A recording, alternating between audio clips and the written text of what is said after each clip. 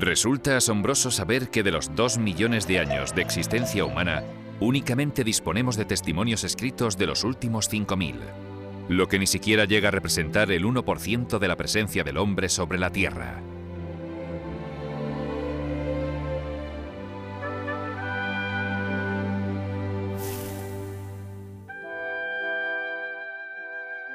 Entonces, ¿cómo podemos conocer el pasado de nuestra especie? La larga lucha del ser humano por sobrevivir y avanzar.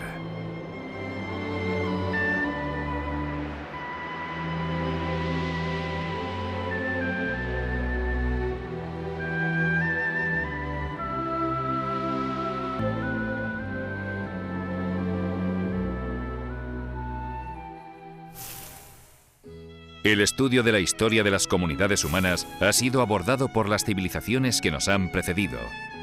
Pero aproximarnos científicamente al conocimiento de las culturas antiguas que no han dejado testimonio escrito de sus actos es tarea que solo se puede abordar desde una disciplina un tanto especial: la arqueología.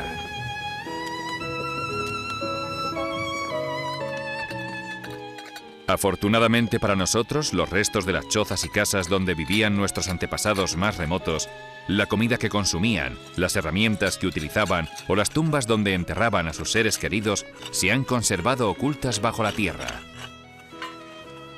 Así pues, cuando un arqueólogo excava un yacimiento y levanta las capas de tierra que lo forman, se enfrenta a lo que constituye una especie de cápsula del tiempo que encierra valiosa información por descifrar e interpretar. En nuestros días, la práctica arqueológica ha superado la aureola aventurera de sus primeros protagonistas, cuyo único fin era el hallazgo de valiosos objetos o el descubrimiento de ruinas excepcionales. La arqueología de hoy tiene poco que ver con ese tópico. Es una disciplina organizada que, con unos planteamientos científicos rigurosos, exige un ejercicio profesional cada vez más complejo para obtener un mejor conocimiento del hombre. Por eso, en una excavación arqueológica nunca se debe desperdiciar una pieza o un dato, ya que todo contribuye a la reconstrucción de los modos de vida y los hechos acaecidos en las sociedades prehistóricas.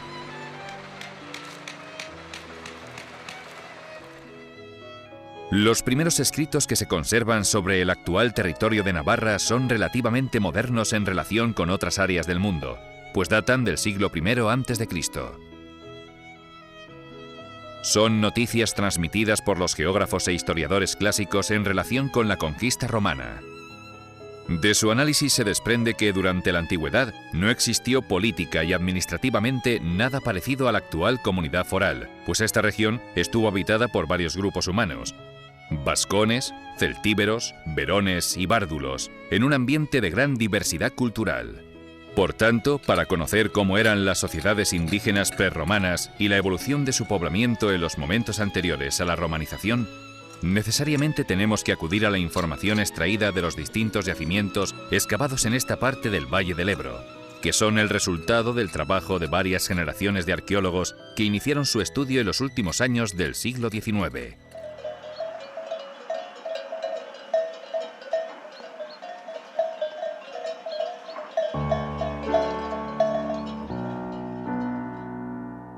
Se ha solido decir que hasta la llegada de las legiones romanas a esta tierra, las comunidades indígenas que la habitaban estaban poco civilizadas y eran reacias al contacto con el mundo exterior. Nada más lejos de la realidad.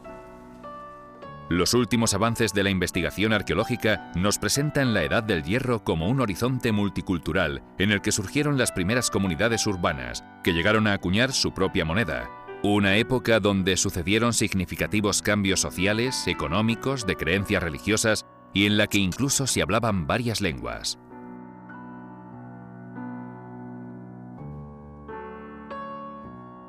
Hasta hace unos 3000 años, los grupos humanos de este territorio tenían unas formas de vida y subsistencia que habían variado muy poco desde el fin del Neolítico.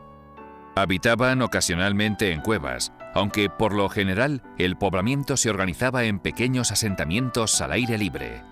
Los sitios donde vivían constituían agrupaciones de chozas o cabañas de planta circular sin protección defensiva, levantadas con sencillos postes de madera, revestimiento de barro y techumbre de paja. Estas gentes ya practicaban una primitiva economía de producción agrícola y ganadera, que complementaban con otros recursos obtenidos en la naturaleza, como los frutos silvestres, la caza y la pesca. Conocían los rudimentos de la artesanía del barro y también los del metal, pues controlaban las técnicas metalúrgicas del cobre y del bronce. Casi nada sabemos de su religión, pero sí de sus prácticas funerarias, que denotan profundas creencias en la vida de ultratumba. Enterraban a sus muertos en dólmenes ubicados en lugares bien visibles, pero también utilizaban para ello las cuevas, o inhumaban a sus muertos en hoyos cerca de las cabañas donde habitaban.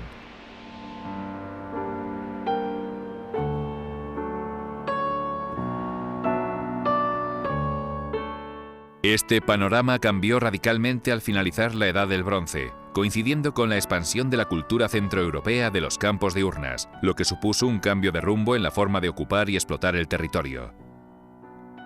En la península ibérica, las novedades se introdujeron desde la Cerdaña francesa, por los pasos orientales del Pirineo, y se pusieron en práctica por primera vez con verdadero éxito en las cuencas de los ríos Segre y Cinca, desde donde se extendieron por el Bajo Aragón al resto del Valle del Ebro.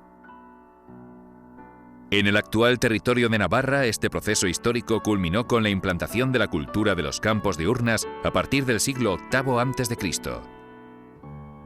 Son tres las principales novedades sociales que se adoptaron entonces: la generalización de un nuevo modelo de poblamiento, el desarrollo de la economía agrícola y la introducción de un nuevo ritual funerario. Como consecuencia de este fenómeno, en la ribera de Navarra surgieron una serie de aldeas situadas cerca de las orillas de los ríos, orientadas a la explotación de la riqueza agrícola de las fértiles llanuras sedimentarias.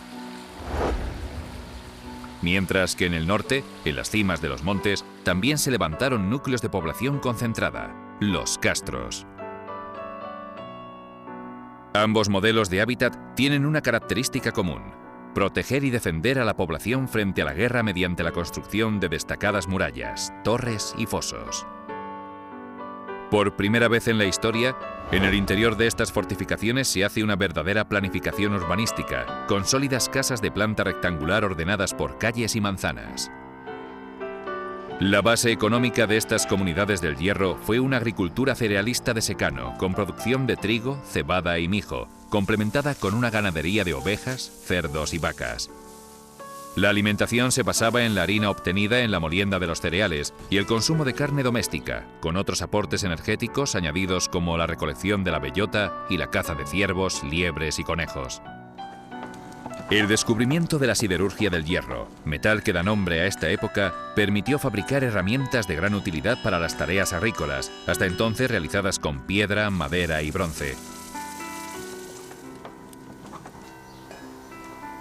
Igualmente, el desarrollo de la alfarería, todavía elaborada a mano, posibilitó la fabricación de grandes tinajas que se utilizaron para el almacenaje de los cereales y de vajilla más fina para la mesa.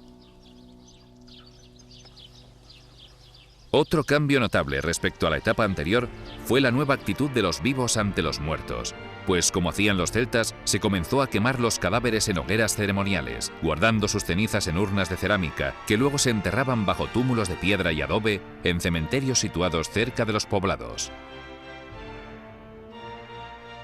El cadáver se incineraba acompañado de sus armas, adornos personales y ofrendas con alimentos. Las poblaciones pastoriles del área pirenaica practicaron este mismo ritual en el interior de los círculos de piedra o cromlechs. Sin embargo, los niños de corta edad siguieron siendo enterrados en hoyos dentro de los poblados, en la intimidad del hogar familiar, algunas veces también acompañados de adornos y ofrendas personales. Después de 2 siglos de implantación de la cultura de los campos de urnas en nuestro territorio, hubo un periodo de clara inestabilidad social, pues muchos de los poblados y castros estudiados presentan en esta época signos de incendio y destrucción. Estos episodios violentos coinciden con la aparición de élites aristocráticas urbanas que utilizan armamento de influencia céltica y guardan entre sus enseres las primeras vasijas hechas a torno importadas del área ibérica e incluso algunos objetos exóticos traídos desde Egipto. Superada esta crisis, a lo largo de los siglos IV y III a.C., coincidiendo con la celtiberización del Valle del Ebro y el abandono de muchas aldeas, sucedió un fenómeno de movimiento y concentración de la población en grandes núcleos fortificados, que podríamos calificar de ciudades, desde donde se ejerció un control económico y político del territorio circundante. Los restos arqueológicos más característicos de esta época son la expansión de la metalurgia del hierro y, sobre todo, el uso del torno rápido y la cocción oxidante para la producción alfarera, que se tomó de los íberos, lo que hizo posible la fabricación estandarizada de una vajilla de finas paredes anaranjadas.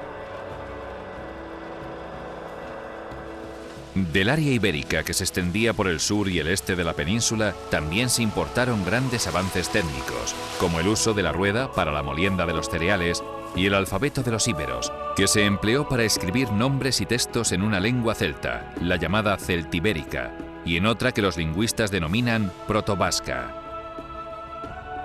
Cuando a comienzos del siglo II a.C. Roma inició la conquista del Valle del Ebro, los pueblos indígenas que lo ocupaban ya estaban en un avanzado proceso de desarrollo urbano gracias a que habían asumido los avances culturales de los celtas e íberos. El territorio se encontraba comarcalmente organizado por ciudades que pronto acuñaron su propia moneda para expresar su identidad y facilitar los intercambios comerciales. Las costumbres romanas se extendieron con rapidez, sin llegar a anular por completo la cultura indígena. Pero hubo que esperar a la finalización de las guerras civiles del siglo I a.C. y sobre todo al emperador Augusto para que estas ciudades se reestructurasen siguiendo el modelo arquitectónico de Roma. Es decir, tratando de hacer en ellas un entorno más digno para vivir, con servicios públicos como el alcantarillado, la traída de aguas, el mercado, las plazas y los grandes edificios públicos para la administración, el culto y la diversión.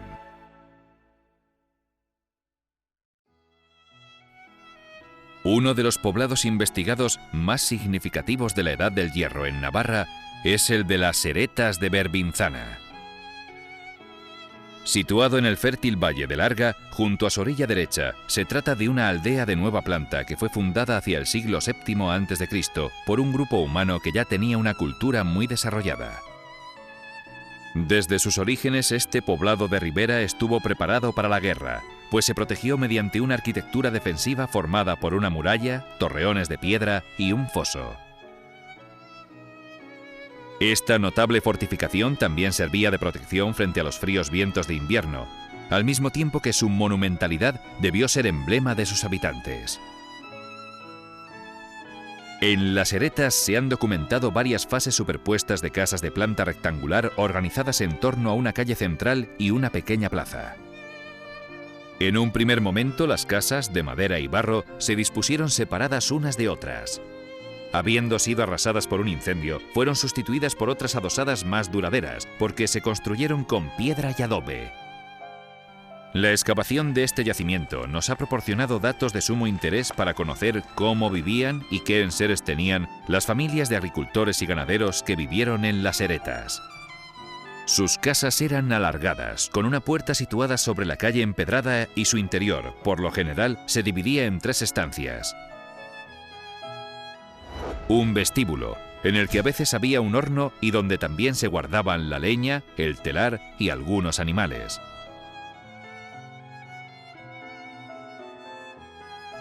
La sala principal, en cuyo centro se encontraba el hogar para calentar, cocinar y alumbrar, alrededor del cual se organizaba la vida y se dormía. Y la despensa, situada al fondo, junto a la muralla, donde se almacenaban las tinajas llenas de trigo y otros alimentos sobre unos bancos de adobe. En un rincón del poblado, junto a la muralla, también se ha descubierto un obrador, probablemente de uso comunitario, que tenía un entarimado para la manipulación de la harina y varios hornos para la cocción del pan, que se alimentaban con brasas de madera de encina quemada en un hogar anexo.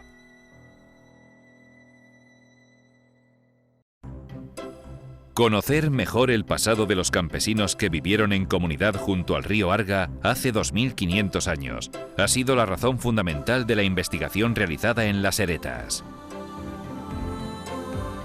Los restos arqueológicos aquí descubiertos y que le invitamos a conocer también tienen un importante valor social como puente entre el pasado y el presente, por lo que se ha procurado su protección, su conservación y su divulgación para que se conviertan en un espacio de encuentro para la ciencia, la educación y la cultura.